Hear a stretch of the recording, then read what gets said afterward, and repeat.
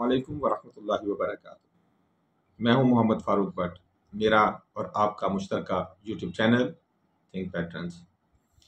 आज हम आपको मुख्तलिफ मुल्की और गैर मुल्की ख़बरों के मुतालिक आगाह करेंगे। मैं आपको पहले इनकी हाइलाइट्स बता देता हूं।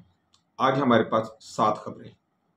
सबसे पहले हम बात करेंगे पाकिस्तान और इंडिया की SCO यानी कि शंघाई कोऑपरेशन ऑर्गेनाइजेशन के मैदान में खारजा पॉलिसी पर जंग और रूस का ठेंगा।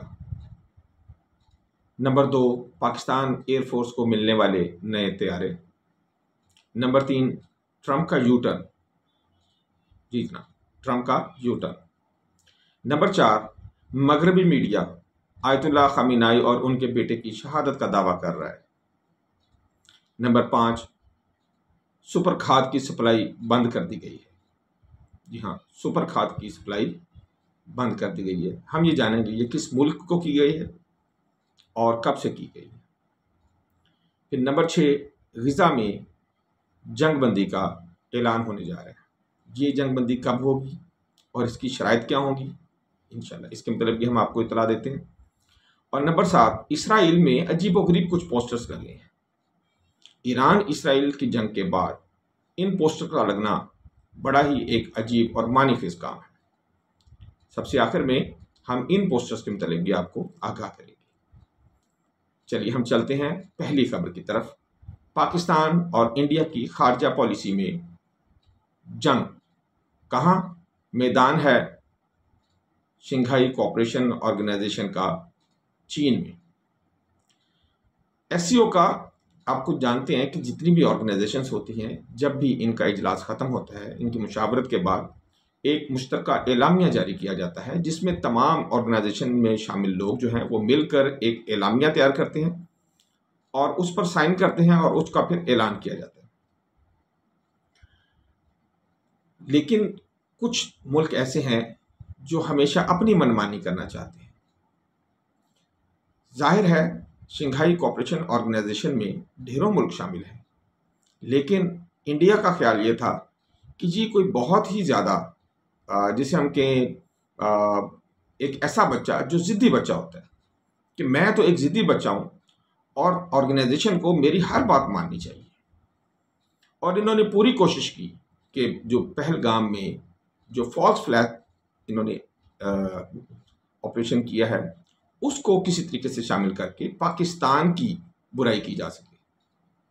जवाबन पाकिस्तान ने जाफर एक्सप्रेस में इंडिया की शमूलियत का इल्ज़ाम वहाँ पर लगाया, क्योंकि ख्वाजा आसिफ साहब भी वहाँ पर मौजूद थे। राजनाथ को यहाँ पर शिकस्त इस तरह हुई और ख्वाजा आसिफ साहब इस तरह कामयाब हुए कि राजनाथ की कोई भी बात नहीं मानी गई और इस अपनी शिकस्त को सामने देखते हुए राजनाथ ने दस्तखत करने से इनकार किया, जबकि बाकी तमाम ममालिक ने दस्तखत कर दिए और SCO का ये एलामिया भारत के दस्तखत के बगैर ही पास हो गया। यहाँ बहुत ज़्यादा उम्मीद थी भारत को कि रूस हमारा साथ देगा, लेकिन रूस ने भी एक ऐसा ठेंगा दिखाया कि भारत देखता ही रह गया। इसी फोरम के ऊपर अजीत डोवल जो कि मुशीर हैं सलामती के भारत के, पाकिस्तान पर बगैर किसी दलील और सबूत के इल्ज़ाम लगाए जा रहे थे। जब बारी आई lieutenant general Asim Malik, director general ISI, और जबकि ये पाकिस्तान के मुशीर सलामती भी हैं इनकी, तो इन्होंने इंडिया की दहशतगर्दी में किरदार के सबूतों के साथ इस तरह परोकर इल्ज़ाम लगाए कि अजीत डोवल अपना मुंह ही देखता रह गया और जवाबन कोई मुंह से एक लफ्ज़ भी नहीं निकाल सका। इन तमाम बातों के होते हुए जनरल आसिम ने एक बहुत बड़ी पेशकश की। उन्होंने कहा कि पाकिस्तान और इंडिया दोनों अपने अपने मौक़िफ़ और अपने अपने सबूतों और दलाइल के साथ डोजियर जो है वो तमाम शुरका में तकसीम कर देते हैं और शुरका जो फैसला करते हैं तो हम उस पर अमल कर लेंगे। हमेशा की तरह भारत दलील और सबूत को सामने देखते हुए भागने पर मजबूर हो गया। फोरम को उसका फैसला करने न देना, इससे बड़ी और क्या सुबकी होगी कि SCO से भी भारत को भागना पड़ गया। अब हम आएंगे अपनी तीसरी खबर की तरफ कि पाकिस्तान को कौन कौन से तैयारे जो हैं वो आने वाले दिनों में मिल रही हैं। अभी हालिया युद्ध में, जी जनाब, मैं इसलिए जंग नहीं कह रहा हूँ क्योंकि मैंने देखा कि 26% के करीब मुझे इंडिया में देखा जा रहा है, और ये हैरानी की बात है कि मेरी बहुत छोटी व्यूअरशिप है, लेकिन उसमें से भी 26% जो है वो मुझे इंडिया में देखा जाता है।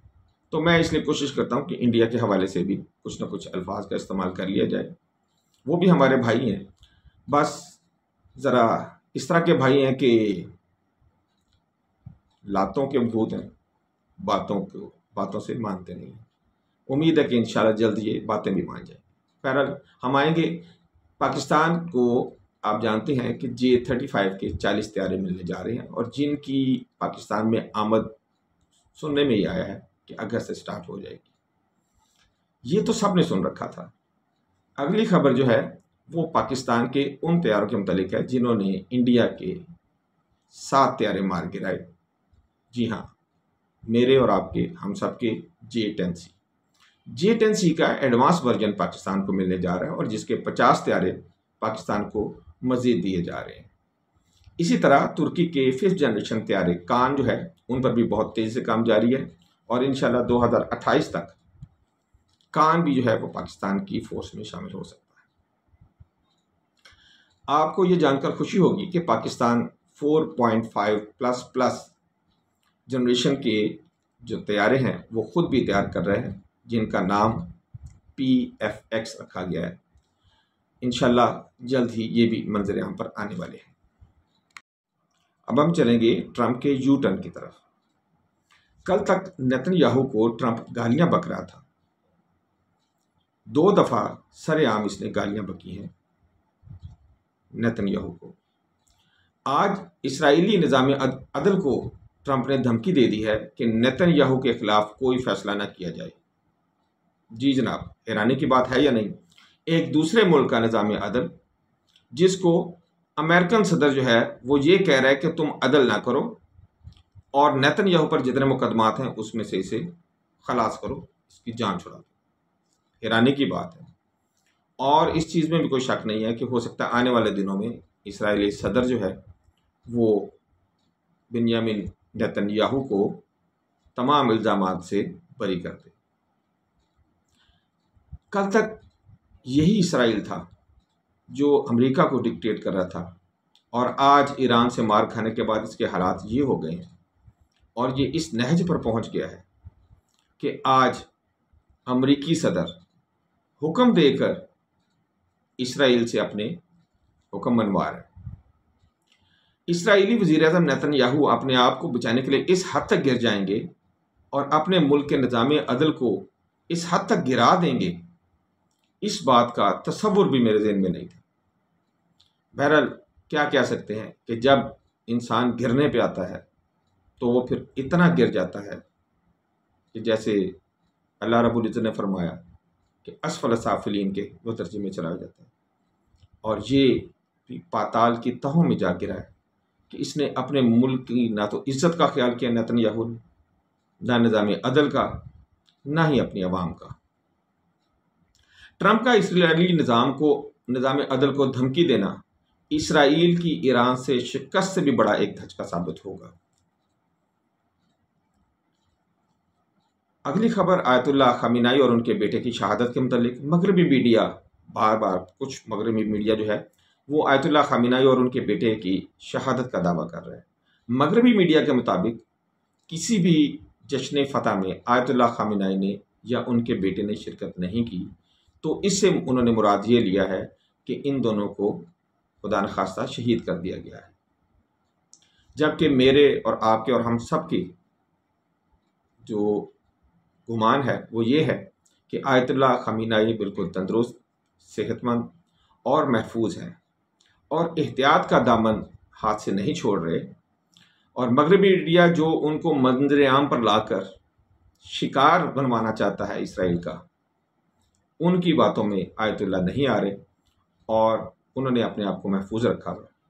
आप अंदाज़ा करें इसराइल ने 12 दिन पहले ये कहा था कि जनाब हमने इनकी टॉप लीडरशिप को शहीद कर दिया है, जबकि उनमें से मुतअद्दिद जनरल जो हैं वो जश्न फतह में सबको जिंदा और जावेद नज़र आए हैं। बहरहाल अल्लाह ताला आयतुल्लाह खामेनी साहब को सेहत, इज़्ज़त, खुशहाली और तंदुरुस्ती अता फरमाए और उनका साया तादेर ईरान पर कायम रखे। चाइना ने बगैर बताए, कोई पहले नोटिस नहीं दिया, सुपर स्पेशल खाद की सप्लाई इंडिया को बंद कर दी।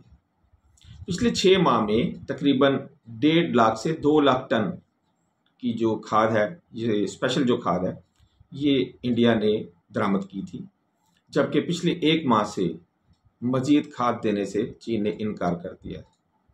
इंडिया को फ़िलहाल तो इस चीज़ की समझ नहीं आ रही है कि इसकी क्या वजह बनी है, लेकिन आहिस्ता आहिस्ता जो कसबल निकालने शुरू किए हुए हैं चीन ने इंडिया के, ये भी उसी फहरिस्त का एक हिस्सा है जिसमें चीन ने बहुत सारी चीज़ों के मुतालिक ये नोट कर लिया है कि किस तरह और कहाँ कहाँ इंडिया को ज़िच किया जाना है। मोदी को आने वाले दिनों में बहुत सारी चीज़ों की कमी महसूस होगी। चीन की पूरी ये कोशिश है कि जैसे एक पिल्ले को दूध पिलाकर अपने पीछे दुम हिलाने पर मजबूर किया जाता है, तो इंडिया को उसी तरह अपने पीछे पीछे चलाने की कोशिश करे। देखते हैं चीन कितनी जल्दी इसमें कामयाब होता है। कामयाब तो उसने होना है, देखने की सिर्फ ये चीज़ है कि कितनी जल्दी इसमें कामयाब होता है। ग़ज़ा में जंग के मुतालिक हम बात करेंगे। इस्राएली मीडिया के मुताबिक आने वाले 2 हफ्तों में जंग बंदी हो जाएगी, तमाम फ़लस्तीनी कैदी इसराइल रिहा कर देगा और इसी तरह तमाम कैदी और मय्यतें उन तमाम लोगों की जो इस वक्त हमास के कब्ज़े में हैं वो भी इसराइल के हवाले कर दी जाएंगी। इस्राएली फोर्सेस एक ख़ास वक्फे के अंदर ग़ज़ा को खाली कर देंगे। हमास के लीडर जो हैं उनको मुल्क बदर कर दिया जाएगा और ग़ज़ा का कंट्रोल जो है वो 4 अरब ममालिक को दे दिया जाएगा।